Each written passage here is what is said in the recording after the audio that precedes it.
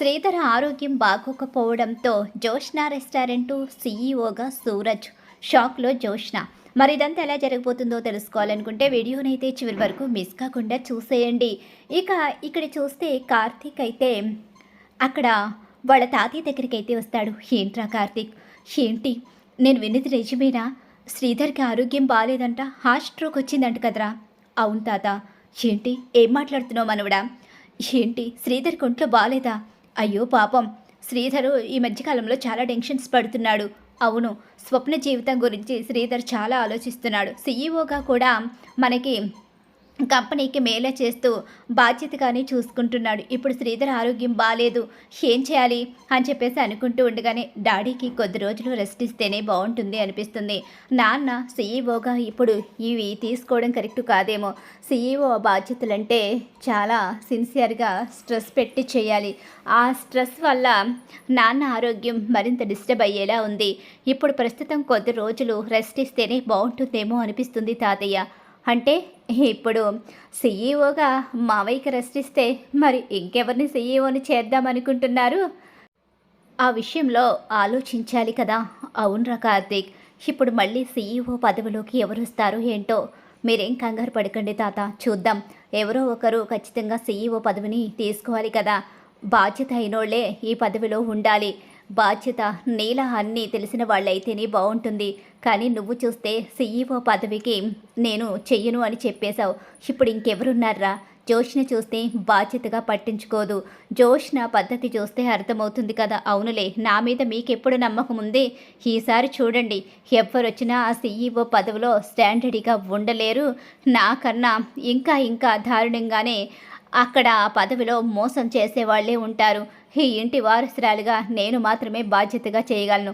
ఆ విషయం మీకు ఎప్పటికీ అర్థం కాదులే అని చెప్పేసి అక్కడి నుంచి వెళ్ళిపోతుంది. ఎవరు వస్తారో చూస్తాను, ఈసారి ఎవరు ఈ పదవిని తీసుకుంటారో నేను చూస్తాను అని చెప్పేసి అంటూ ఉండగానే ఈలోగానే మరదల, నాకు తెలుసు మళ్ళీ నువ్వు ఆ సీఈఓ పదవిని తీసుకుని జోష్నా రెస్టారెంట్ని భ్రష్టు పట్టించాలి అనుకుంటున్నావు.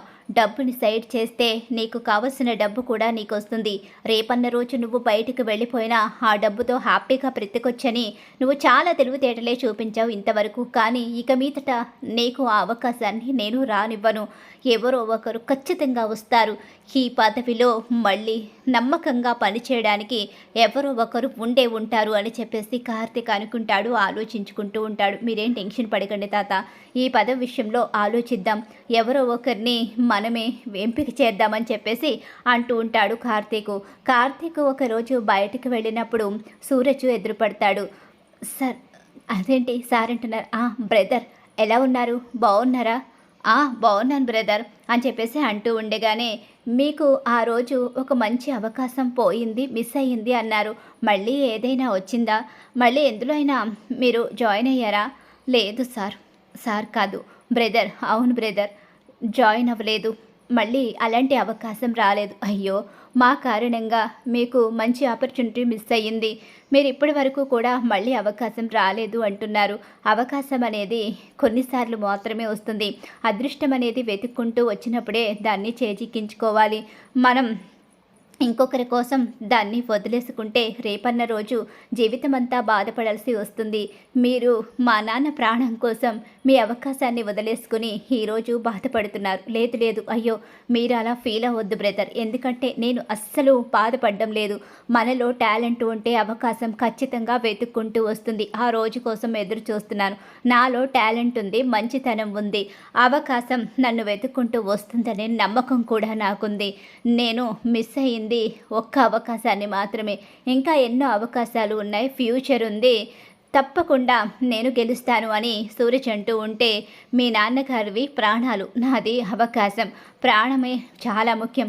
ఇప్పుడు కనుక ఆ ప్రాణం పోతే మీరు విలువిలలాడుతారు. ఎంతగా మీరు బాధపడినా ఆ ప్రాణం తిరిగి రాదు.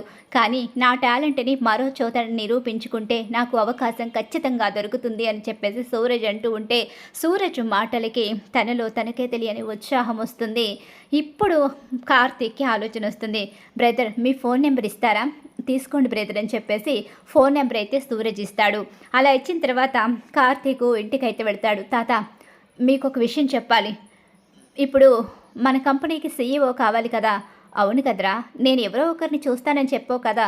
నేను ఒక వ్యక్తిని సీఈఓగా అనుకుంటున్నాను. అతన్ని మీ దగ్గరికి తీసుకొస్తాను. మీరు అతని టాలెంట్‌ని బట్టి అతను సీఈఓగా సెట్ అవుతాడో లేదో మీరే పరీక్షించండి తాతయ్య. ఎవర్రా అంత మంచి వ్యక్తి ఎవరున్నారు? చాలా మంచివాడు. అతన్ని చూస్తుంటేనే ఇక అతని మంచితనం మనకి అర్థమవుతుంది. అతని లాంటి వాడు సీఈఓ పదవిలోకి వస్తే మనం రెస్టారెంట్ విషయంలో ప్రశాంతంగా ఉండొచ్చు అని చెప్పేసి మనలాగే బాధ్యతగా చేస్తాడనే నమ్మకం నాకుంది అని కార్తీక్ అంటూ ఉంటాడు. సరేరా, తనని తీసుకొస్తావా? వస్తాను, తీసుకొని వస్తాను అని చెప్పేసి సూరజ్కి కాల్ చేస్తాడు. బ్రదర్, ఒకసారి నేను చెప్పిన ప్లేస్కి వస్తారా? ఏంటి బ్రదర్, ఎందుకు? నేను చెప్పిన ప్లేస్కి ఒక్కసారి రండి అని చెప్పేసి అంటూ ఉండగానే ఇక సూరజ్ని ఇంటికి రప్పిస్తాడు. అలా వచ్చేసరికి అప్పటికి జోష్న ఇంట్లో ఉండదు. జోష్న బయటకు అయితే వెళ్ళిపోతుంది. సూరజ్ వచ్చిన తర్వాత సీఈఓ పదవి ఇస్తామన్నట్టుగా కాకుండా ఇక చాలా తెలివిగా రెస్టారెంట్ గురించి, అలాగే ఒక సీఈఓ పదవిని తన చేతిలో పెడితే ఎలా ఆ కంపెనీని బాధ్యతగా చూసుకుంటాడు, ఆ కంపెనీ విషయంలో తను ఎంతవరకు ముందుకు వెళ్ళగలడు, స్టాఫ్ విషయంలో, కంపెనీ విషయంలో, ఇక మిగతా విషయాల్లో ఎంతవరకు పర్ఫెక్ట్గా ఉండగలడు అన్న విషయాన్ని తెలుసుకునే ప్రయత్నాలు చేస్తూ ఉంటారు. వాళ్ళు అడిగిన ఎన్నో ప్రశ్నలకి చాలా పర్ఫెక్ట్గా సమాధానం చెప్పడమే కాకుండా చాలా తెలివిగా మాట్లాడుతూ ఉంటాడు. చాలా మంచిగా మాట్లాడతాడు కూడా. ఆ మంచితనం, ఆ తెలివితేటలు, ఆ సామర్థ్యం అనేవి ఇక శివనారాయణకి, దశరథకి కూడా నచ్చుతాయి. అచ్చం కార్తీక్ లాగే కనిపిస్తున్నాడన్న ఆలోచన వాళ్ళలో కూడా వస్తుంది. ఇక వాళ్ళు కూడా ఫిక్స్ అవుతారు. సరే, మేము మీకు కాల్ చేస్తాము అని చెప్పి అంటూ ఉండగానే సరే సార్ అని చెప్పేసి ఈ విషయం తెలియదు కానీ ఏదో మామూలుగా మాట్లాడుతున్నారు అనుకుంటాడు. సూరజ్ వెళ్ళిపోతాడు. ఏం తాత, తను పర్ఫెక్టేనా? చాలా పర్ఫెక్ట్గా మాట్లాడుతున్నాడు రా. తనని చూస్తుంటే సీఈఓ పదవికి కరెక్ట్గా ఉంటాడని, కరెక్ట్ పర్సన్ అని అర్థమవుతుంది. కాబట్టి ఎట్టి పరిస్థితిలోని కూడా ఇతన్ని మిస్ చేసుకోకూడదు. ఇతనికే సీఈఓ పదవి ఇవ్వాలి. బోర్డు మెంబర్స్తో మాట్లాడిన తర్వాత అతనికి ఇన్ఫామ్ చేసి డైరెక్ట్గా రెస్టారెంట్కి రమ్మని పిలుద్దాము. అప్పుడు అతనికి ఒక సర్ప్రైజ్ ఇవ్వచ్చు. మీ నాన్న ప్రాణాలని కాపాడాడు కాబట్టి అతని రుణం తీర్చుకున్నట్టు అవుతుంది. మనకి ఒక మంచి సీఈఓ దొరికినట్టు అవుతుంది. కాబట్టి ఇది ఇక మనం చేయక తప్పదు. కాబట్టి ఇక మనం స్పీడ్గా నిర్ణయం తీసుకు బోర్డు మెంబర్స్తో మాట్లాడదామని బోర్డు మెంబర్స్తో మాట్లాడడం, అతను ఓకే అని చెప్పడం, ఇవన్నీ జరిగిపోతాయి. ఇక జోష్న కూడా రెస్టారెంట్కి వస్తుంది. ఈరోజు ఎవరో అంత గొప్ప సీఈఓ, వీళ్ళకి అంత గొప్పగా నచ్చిన ఆ వ్యక్తి ఎవరో అని చెప్పేసి ఎదురు చూస్తూ ఉంటుంది.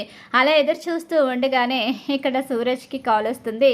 జోష్న రెస్టారెంట్కి రమ్మని చెప్పి కాల్ రావడంతో అతనైతే జోష్న రెస్టారెంట్కి వస్తాడు. అలా వచ్చేసరికి బోర్డు మెంబర్స్ అందరూ కూడా అతన్ని చూస్తూ ఉంటారు. అలాగే జోష్న అతన్ని చూసి షాక్ అయిపోతుంది. ఇతనేంటి ఇక్కడికి వచ్చాడేంటి అని చెప్పేసి అడుగుతూ ఉంటుంది. ఇతనంటే తమరికి పడదా ఏంటి? ఇతన్ని చూసేసరికి ఫేస్లో అసలు కవళికలే మారిపోయాయేంటి? వీడు కూడా నీలాగే ఉన్నాడు, అందుకే అందుకే కదా ఎక్కడి వరకు వచ్చాడు అని చెప్పేసి అంటూ ఉంటాడు కార్తీక్. అయితే board members, dear board members, ఇతని మేము చెప్పిన అతను, ఇతన్ని మేము కొన్ని ప్రశ్నలు అడగాలని చెప్పేసి బోర్డు మెంబర్స్ ప్రశ్నలు అడుగుతూ ఉండగానే ఏంటి బ్రదర్ ఇదంతా? నన్ను ఇంటర్వ్యూ చేస్తున్నట్టుగా అనిపిస్తుంది ఏంటి? బ్రదర్, వాళ్ళు అడిగిన ప్రశ్నలకి మీరు సమాధానం చెప్పండి, నెక్స్ట్ మాట్లాడుకుందామని చెప్పేసి అంటూ ఉంటాడు కార్తీక్. అయితే అలా వాళ్ళు అడిగిన ప్రశ్నలన్నిటికీ కూడా సమాధానం అయితే చెప్పేస్తాడు సూరజ్.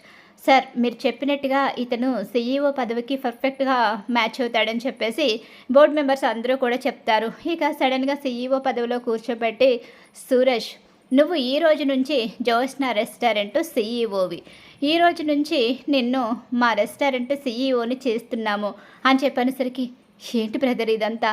ఇంత సర్ప్రైజా? అవును, నిన్ను అన్నీ పరీక్షించిన తర్వాతే మా తాతయ్య ఈ నిర్ణయం తీసుకున్నారు. ఈ రోజు నుంచి నువ్వే సీఈఓ. అచ్చం నాలాగే ఉన్న నువ్వు ఈ రెస్టారెంట్ని కూడా నాలానే ముందుకు తీసుకొస్తావని మా తాతయ్య, మా మావయ్య నమ్మారు. ఇక మీదట దీని బాధ్యతలన్నీ నీ మీదే ఉన్నాయి. కాబట్టి నువ్వు దీన్ని ఎంతో బాధ్యతగా ముందుకు నడిపించాలి.